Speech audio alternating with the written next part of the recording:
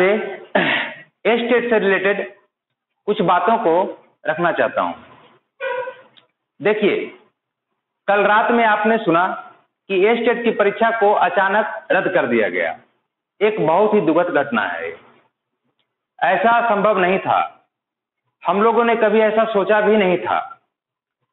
इसी से रिलेटेड मैं कुछ पॉइंट्स को मैंने खुद से ये नोट किया है और उसको मैं आपके सामने रखना चाहता हूं। आप लोग सुनेंगे और उस बात पर अमल करेंगे। देखिए, मैंने बोर्ड पे लिख दिया है एस्टेट 2019 हम लोग को रद्द के खिलाफ जाना चाहिए। ठीक है, मैं भी एस्टेट का अभ्यर्थी हूं और मैंने भी एग्जाम दिया।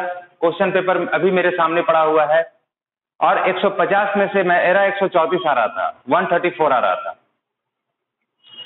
बहुत ही अफसोस लग रहा है मुझे कि जितनी भी तैयारियां हमने की सारी के सारे बर्बाद हो गई, जिसका कोई आज के डेट में पूछने वाला नहीं है, उपयोग नहीं। बिहार सरकार तो चाहती ही है कि कभी टीचर का अच्छा से बहाली हो ही नहीं। ये बात आप अच्छी तरह से समझते हैं। देखिए, अब मैं लेट नहीं करता हूं, कुछ पॉइंट्स को मैं आपके सामने रखता हूं जिसे आप अच्छे तरीके से सुनेंगे, समझने का प्रयास करेंगे। सबसे पहला पॉइंट, बीएसईबी यानी बिहार स्कूल एग्जामिनेशन बोर्ड द्वारा एस्टेट 2019 परीक्षा की जांच के लिए 4 सदस्यीय टीम की गठित किया गया था। 4 सदस्यीय टीम का गठन हुआ था।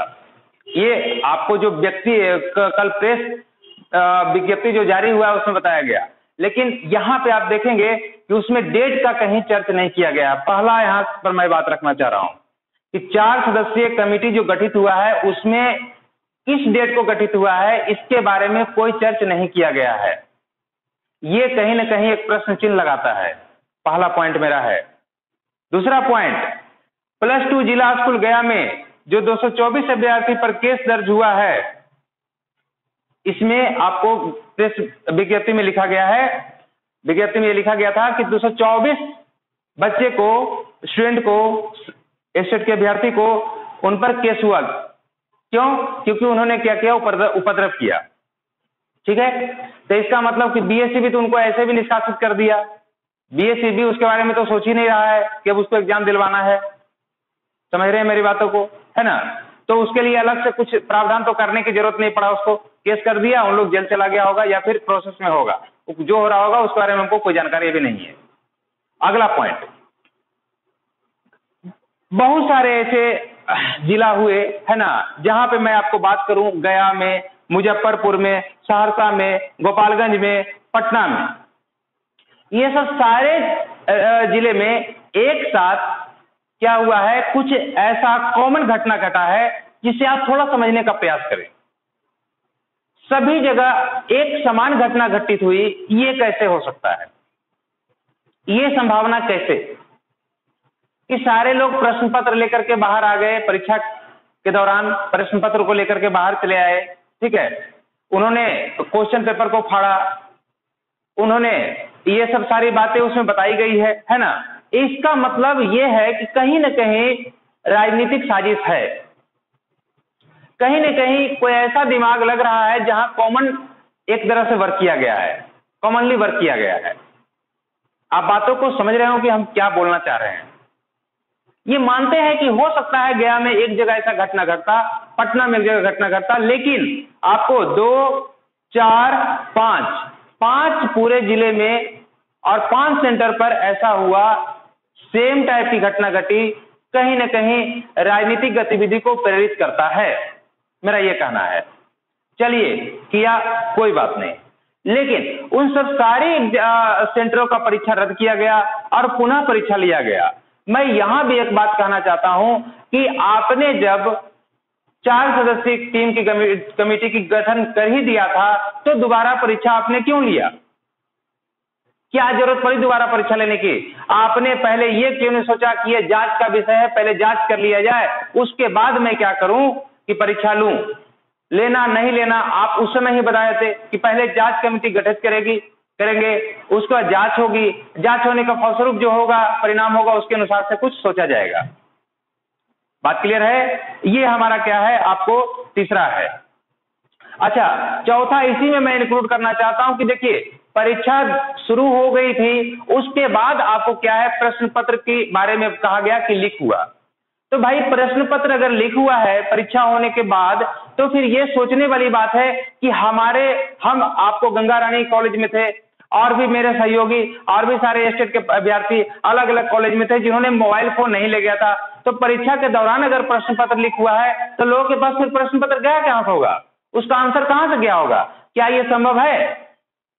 बिल्कुल संभव नहीं है ना, बिल्कुल संभव नहीं है। और जहां जहां ऐसी कुछ घटना घटी वहां का आपने परीक्षा केंद्र ही क्या कर दिया, आपने रद्द कर दिया, दोबारा परीक्षा लिया, तो भी यहां पर क्या हुआ, शंका समाधान पूरी तरह से क्या हो गया, खत्म हो गया। समझ रहे हैं बातों को?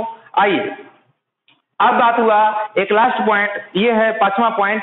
इसमें बताया जाता है कि विज्ञान की परीक्षा के प्रश्न पत्र सही थे और सामाजिक विज्ञान के परीक्षा पत्र में प्रॉब्लम है। बाकी सारे विषयों के परीक्षा पत्र जो चाहिए वो जेन्युइन था, जिस विषय के लिए परीक्षा लिया जाना था वो विषय के लिए वो परीक्षा पत्र जो था वो सही था, सटीक था। सिर्फ सामाजिक विज्ञान के साथ ऐसी एक घटना घट रही है। चलिए कोई बात नहीं, मानते हैं हो सकता है, उस पर अनुशंसा के लिए भेजा गया है और उस पर क्या है कि जो प्रश्न पत्र सेट किए थे उस पर भी कार्रवाई करने की बात कही गई है, ये बात मैं आपको मानता हूं। लेकिन सारे विषयों को रद्द करने की क्या आवश्यकता है आपको? अगर आपको करना ही है तो सामाजिक विज्ञान के विद्यार्थियों के लिए आप कीजिए, है ना। उन लोग विद्यार्थी समझते हैं, उन लोग का डिमांड भी है तो कीजिए, अच्छी बात है।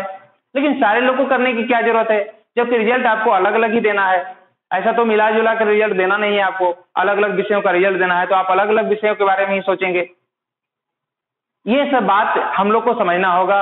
मैं इसी बात को लेकर के मैं ये आप सब अभ्यर्थियों के सामने आया हूं और ये मैं कहना चाहता हूं कि हम लोग को इसके खिलाफ जाना चाहिए। ये जो रद्द हुई है परीक्षा उसके खिलाफ जाना चाहिए। देखिए कहीं ना कहीं इसमें नीतीश कुमार, बिहार बोर्ड परीक्षा समिति, ये सब का एक पूरा मिला जुला चाल है। कहीं ना कहीं कुछ खेल हो रहा है और उस खेल में हम लोग निर्दोष अभ्यर्थी इसमें क्या हो रहे हैं, पक रहे हैं। जिनका रिजल्ट होना है वो अच्छे से रिजल्ट निकाल सकते थे, वो एक भविष्य उज्जवल कर सकते थे बिहार का। ठीक है, मैं ये मानता हूं कि मैं एक 134 नंबर ला रहा था और ये मैं वादा करता हूं आपके सामने कि मैं अगर चाहता तो अच्छा परफॉर्मेंस अपना देता और मैं पूरी तरह से इसके लिए दृढ़ संकल्प था कि मैं जब भी सरकारी स्कूल में जाऊंगा तो उसकी दिशा स्थिति को मैं पूरी बदलने का प्रयास करूंगा और आप लोग भी यही चाह रहे होंगे। मैं ये पूरी ईमानदारी के साथ कहना चाहता हूं बिहार सरकार को कि आप ये जो आपने रद्द करने का जो फैसला लिया है उसको आप एक बार उस पर विचार करें, आप एक बार जरूर विचार करें, पुनः विचार करें और मैं आपको इसके लिए धन्यवाद करूंगा जब आप इस पर विचार करेंगे।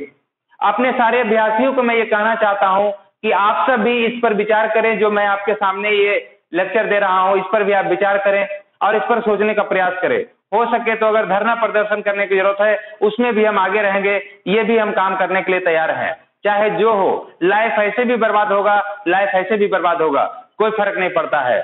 जब धरना प्रदर्शन करना होगा उसमें भी हम आपके सामने और आगे रहेंगे।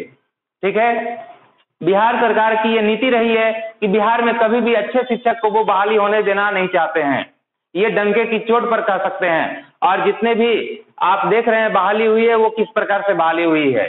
ठीक है, बीपीएससी से के थ्रू जो बहाली हुई थी वही सबसे अंतिम बहाली थी बिहार में। उसके बाद जो भी बहाली हुई है बहुत ही गजब तरीके और बहुत ही कह सकते हैं आप गंदे तरीके से बहाली हुई है, जिसका कोई कल्पना भी नहीं कर सकता है। ठीक है, तो मैं ये कहना चाहता हूं आप सबको कि आप इस पर विचार कीजिए और इस पर सोचिए और फिर आप मुझे इस पर कमेंट कीजिए। धन्यवाद। और सभी स्टेट अभ्यर्थियों को मैं ये कहना चाहता हूं कि आप सब लोग इस पर विचार करके और जितना हो सके इस वीडियो को फैलाइए और हम लोग धरना प्रदर्शन चाहे जो हो शांतिपूर्वक ही होगा, लेकिन उसके लिए हम लोग पूरी तरह से तैयार हैं। धन्यवाद आपका बहुत बहुत।